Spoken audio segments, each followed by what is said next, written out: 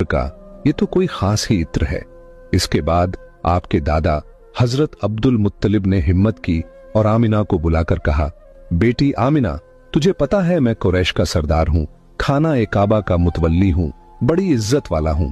जहां भी जाता हूं लोग पूछते हैं, ए अब्दुल मुत्तलिब, तेरे घर से इत्र की खुशबू कहां से आती है?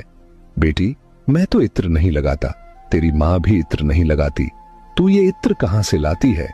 ये सुनकर हजरत आमिना की आंखों में आंसू आ गए और वो बोली, अब्बा जान, मैं आपको क्या बताऊं, मैंने सारी जिंदगी कभी कोई इत्र नहीं लगाया, मुझे अच्छे और बुरे इत्र की पहचान भी नहीं, मैंने आज तक किसी इत्र वाले से इत्र नहीं खरीदा। मगर अब्बा जान, मैं आपको एक राज की बात बताती हूं। फिर हजरत आमिना ने अपने पेट पर हाथ रखा और कहा, अब्बा जान, ये सब इस आने वाले मेहमान की बरकत है, आपने तो सिर्फ खुशबू महसूस की है, अगर मैं आपको और बातें बता दूं तो आप मुझे दीवानी कहेंगे।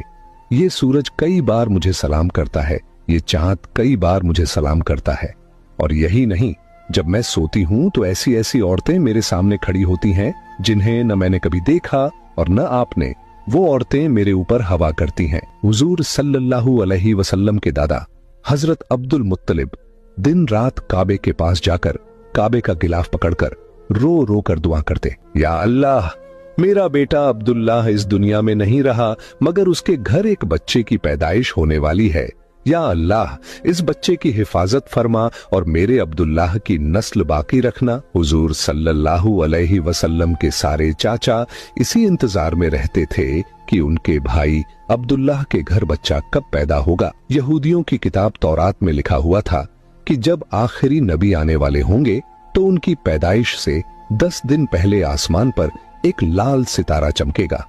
जब हुजूर सल्लल्लाहु अलैहि वसल्लम की पैदाइश में 10 दिन बाकी थे तो आसमान पर वही लाल सितारा निकल आया। उसे देखकर यहूदियों में खलबली मच गई। उनके आलिम ने सब यहूदियों को जमा किया और कहा, देखो, आसमान पर लाल सितारा चमक रहा है, इसका मतलब है कि आखिरी नबी आने वाले हैं। जाओ और मालूम करो कि इस वक्त मदीना मुनव्वरा में किसके यहां लड़के की पैदाइश में 10 दिन बाकी हैं। यहूदी मदीने गए और मालूम किया तो बहुत सी औरतें हमल से थीं, मगर किसी का वक्त करीब नहीं आया था। किसी के 2 महीने बाकी थे, किसी के 4। वो आलिम के पास लौटे और कहा कि मदीने में ऐसा कोई बच्चा अभी पैदा होने वाला नहीं। आलिम ने जवाब दिया, अब मक्का जाकर देखो। सारे यहूदी मक्का पहुंचे और मालूम किया कि वहां किन घरों में पैदाइश होने वाली है। लोगों ने बताया, हाँ, यहां मक्का में 5